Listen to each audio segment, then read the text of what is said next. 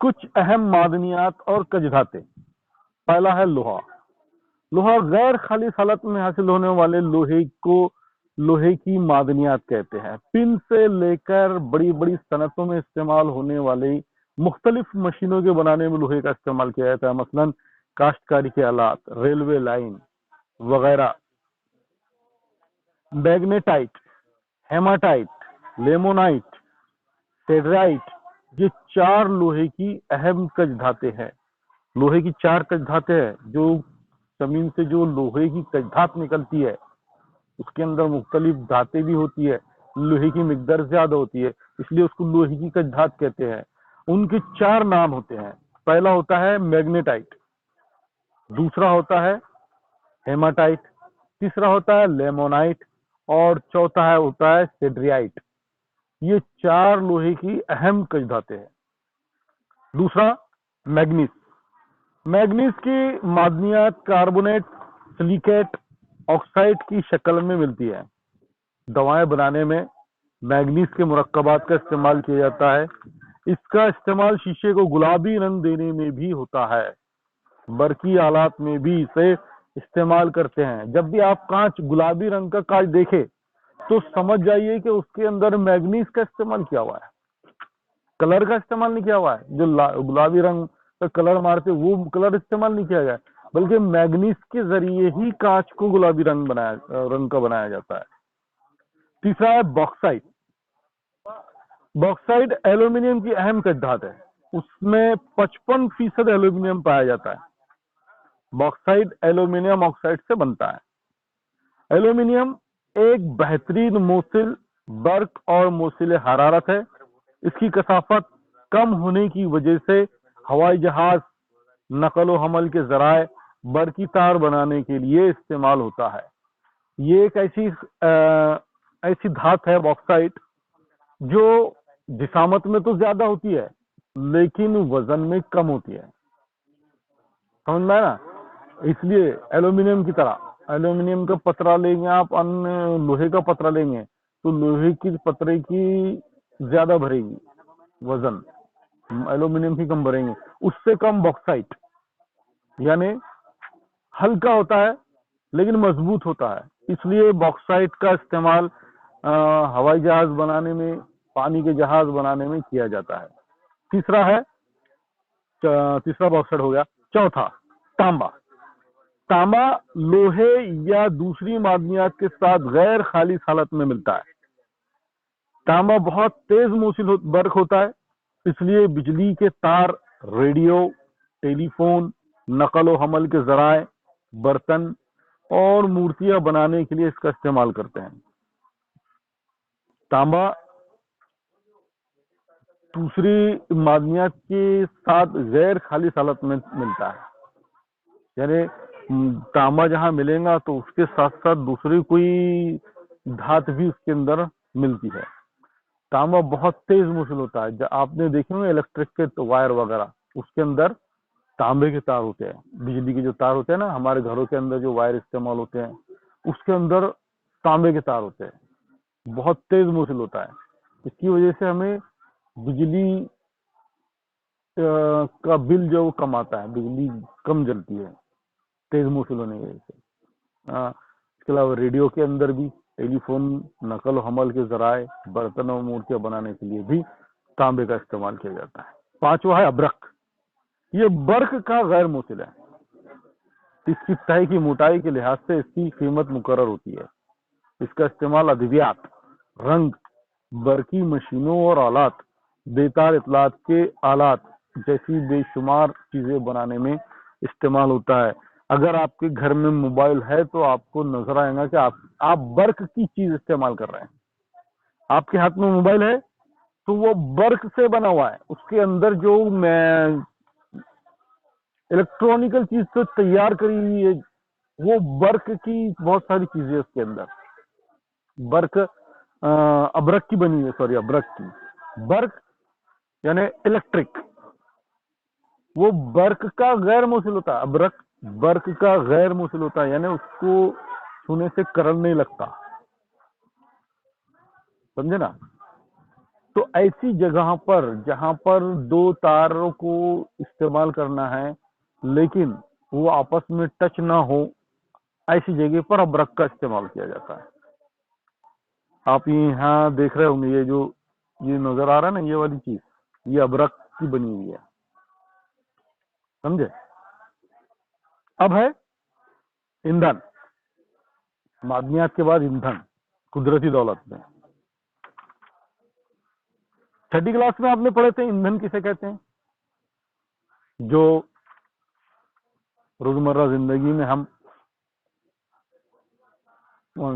तवाने तवाने हासिल करने के वास्ते ईंधन का इस्तेमाल करते हैं। इसके अलावा गाड़ियों में इस्तेमाल करते हैं, गैस चूल्हे में इस्तेमाल करते हैं, उसको ईंधन कहते हैं। हम किस किस कुदरती दौलत का ईंधन के तौर पर इस्तेमाल करते हैं, ये भी हमने छठी क्लास में पढ़े थे आपने, किस किस कुदरती दौलत का ईंधन के तौर पर इस्तेमाल करते हैं। तो इसका जवाब भी ऐसा है कि हम लकड़ी का इस्तेमाल करते हैं, है क्या नहीं। लकड़ी भी कुदरती दौलत है, उसका इस्तेमाल किया जाता है। मोबाइल लेकर आ बाद में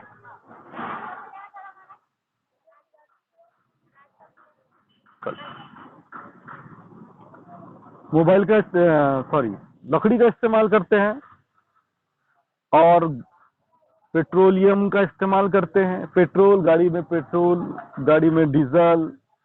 इसके अलावा पहले घासलेट पे चलने वाले स्टोव थे, है ना, वो भी कुदरती दौलत है, उसका भी इस्तेमाल किया जाता है। इसके अलावा गैस का इस्तेमाल करते हैं। गैस, घरों के अंदर जो गैस इस्तेमाल होती है वो भी कुदरती दौलत है।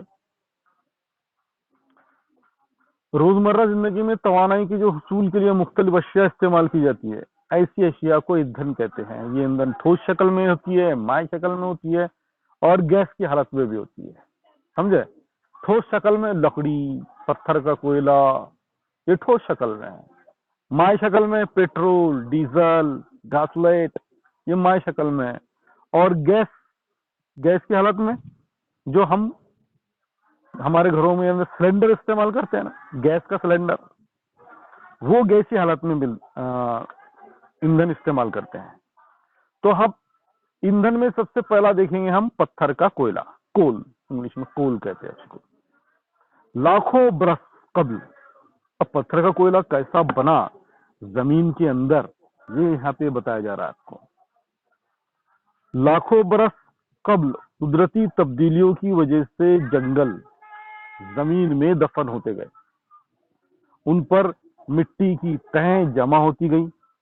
ऊपर से बहुत ज्यादा दबाव और जमीन की अंदरूनी हरारत के असर से जमीन में दफन नबातात आहिस्ता आहिस्ता ईंधन में तब्दील होते गए। यानी इन नबाती बाकियात से पत्थर का कोयला तैयार होता गया। इसलिए कोयले को रकाजी ईंधन, फॉसिल फ्यूल कहते हैं। कैसा तैयार हुआ पत्थर का कोयला? पहले जमीन में आबादी इतनी नहीं थी और जमीन के इर्तिका की शुरुआत थी, इसलिए जमीन में बहुत मर्तबा जलजले आते रहते थे हर जगह पर, और जमीन की कैफियत बदल जाती थी, जमीन की हालत बदल जाती थी। आज जहां मैदान नजर आता है वहां पर जलजले के बाद मुख्तलिफ पहाड़ियां या फिर समुंदर या तालाब या नदी नजर आ जाती थी। तो इस तरीके से जमीन की कैफियत बदलती जाती थी और उस कैफियत की वजह से उसके अंदर होने वाली तब्दीली हमें देखने को मिलती थी। और जब जमीन बदलती थी, जलजले आने से जमीन उलट पुलट हो जाती थी, ऊपर की चीज नीचे, नीचे की चीज ऊपर चली जाती थी। और फिर उस पर जमीन का दबाव, जमीन के अंदर का टेम्परेचर, जमीन के अंदर होने वाली तब्दीली, ये तमाम चीजों की वजह से जमीन के अंदर पत्थर का कोयला तैयार होता है। समझ में आया? इसलिए उसको रक्काजी ईंधन, फॉसिल फ्यूल कहते हैं। पत्थर का कोयला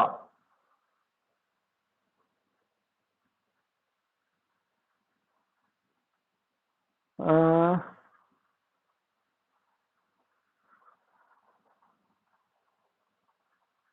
और अगला देखेंगे हम, अगला पेज देखेंगे, पत्थर का कोयला।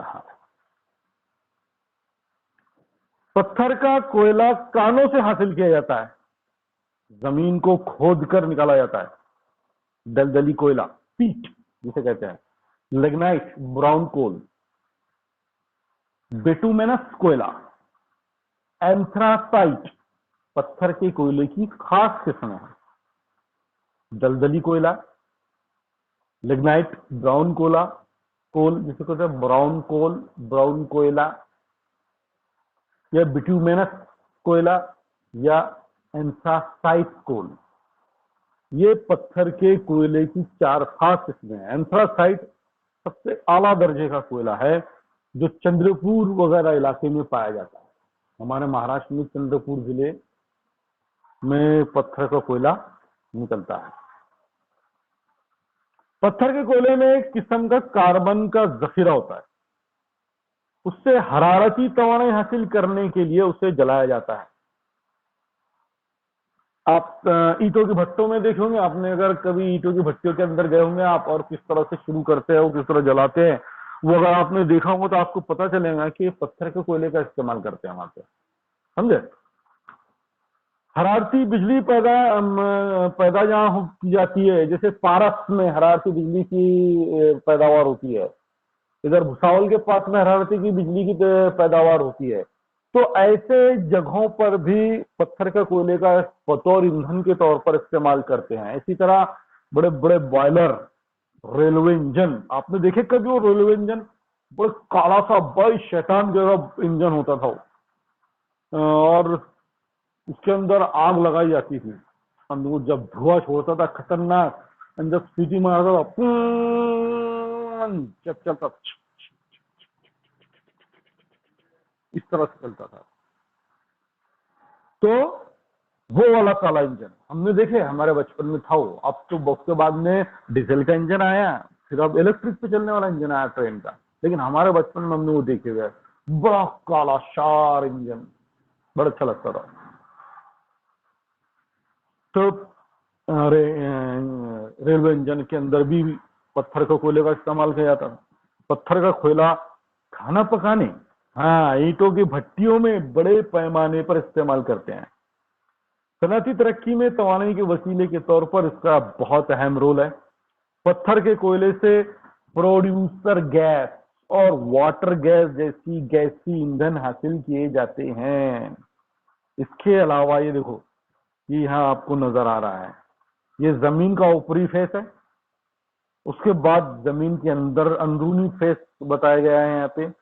ये जमीन का दबाव किस तरह से बढ़ते जाता है, और ये दबाव बढ़ते बढ़ते बढ़ते जमीन का वो पार्ट कोयले में तब्दील हो जाता है। ये जो डार्क काला नजर आ रहा है, ये डार्क काला काला जो है वो एंथ्रासाइट, ये सबसे आला दर्जे का कोयला होता है। और ये जो थोड़ा हल्का काला नजर आ रहा है, ये वाला, ये दलदली कोयला नजर आता है। ये जिसको ये दलदली कोयला है, और ये जो काला है ये एंथ्रासाइट है। बहुत बढ़िया कोयला। आपने शाहरुख खान का वो पिक्चर कोयला पिक्चर देखे थे क्या? बोलो, किसने किसने देखा हुआ है? आवाज नहीं आ रही मुझे एक की भी।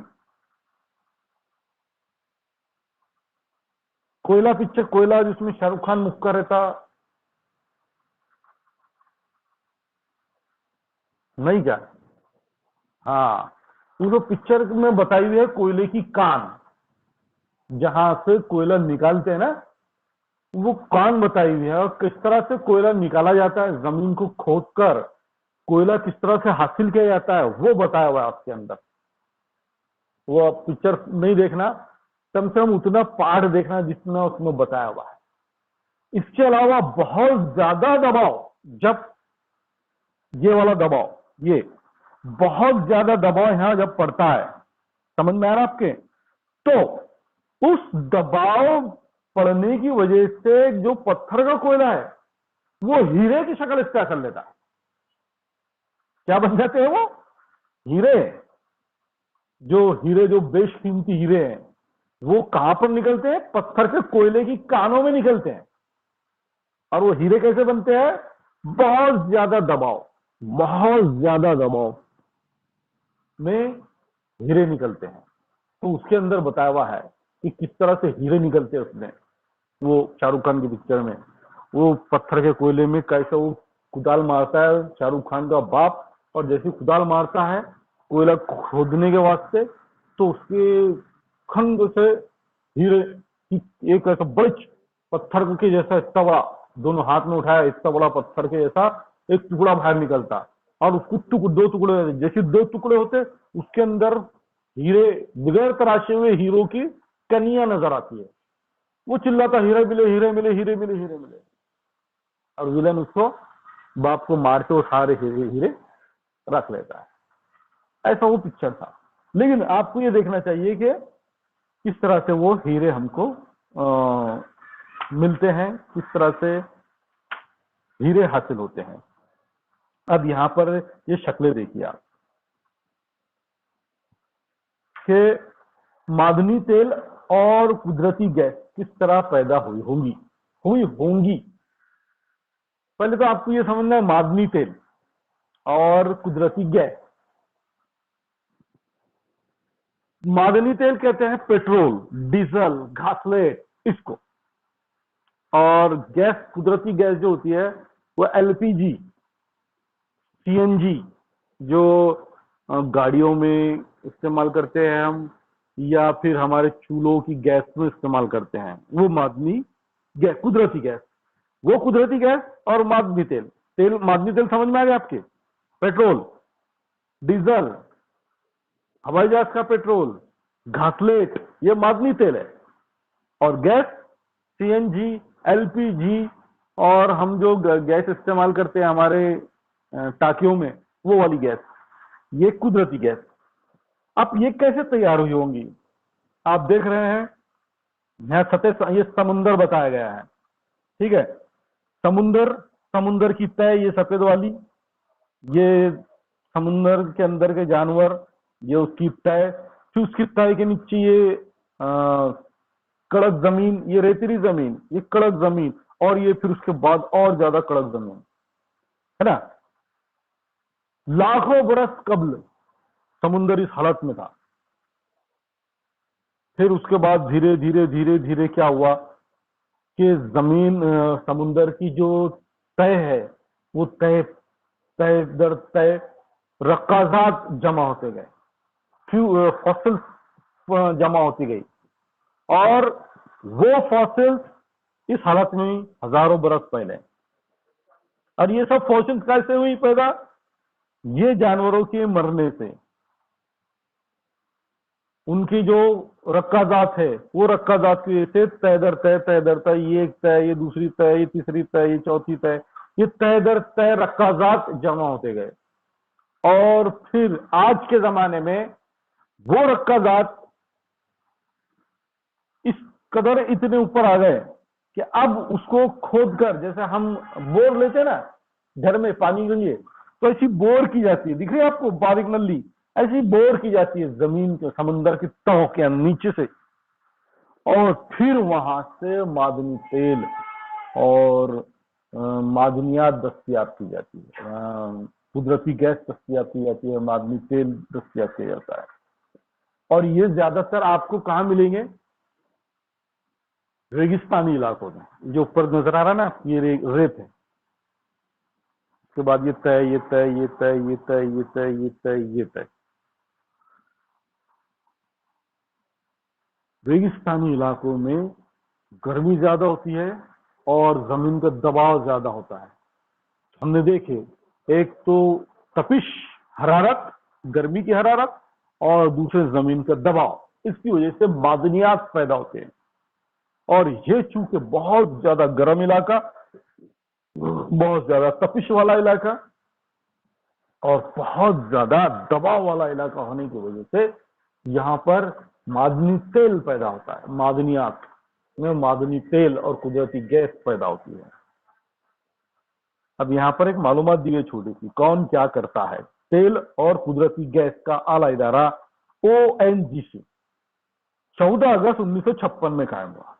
यह हुकूमत हिंद की वजारत पेट्रोलियम और कुदरती गैस की जेर निगरानी काम करता है। ONGC भारत की सबसे बड़ी तेल और गैस कंपनी, गैस पैदा करने वाली, तहकीक करने वाली कंपनी है, जिसका दफ्तर देहरादून उत्तराखंड में है। ONGC के जरिए भारत में तकरीबन 77% खाम तेल और तकरीबन 62% कुदरती गैस की पैदावार की जाती है। सनती नुक्ते नजर से मादनी तेल के 7 जखायर में से 6 जखायर को ONGC ने दरियाफ्त किया है।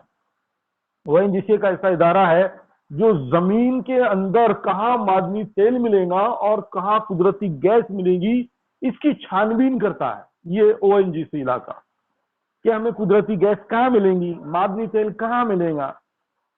तो बिल्कुल ये काम उन्होंने पूरे हिंदुस्तान में किए। और हिंदुस्तान में 7 बड़े बड़े ऐसे इलाके हैं जहां से कुदरती तेल और कुदरती गैस निकाली जाती है। वो 7 इलाकों में से 6 इलाके ONGC ने तलाश करे हुए हैं। इन्होंने ढूंढ के निकाले हुए हैं कि कहां हमें मादनी तेल मिलेगा, कहां हमें कुदरती गैस मिलेगी। ONGC ने, समझ में आ रहा। उसके बाद देखेंगे हम मादनी तेल का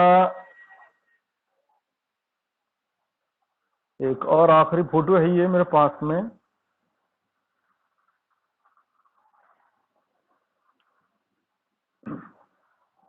मादनी तेल, मिनरल ऑयल, जमीन में दफन नामियाती मादों के तज्जिए से तैयार होने वाला माए।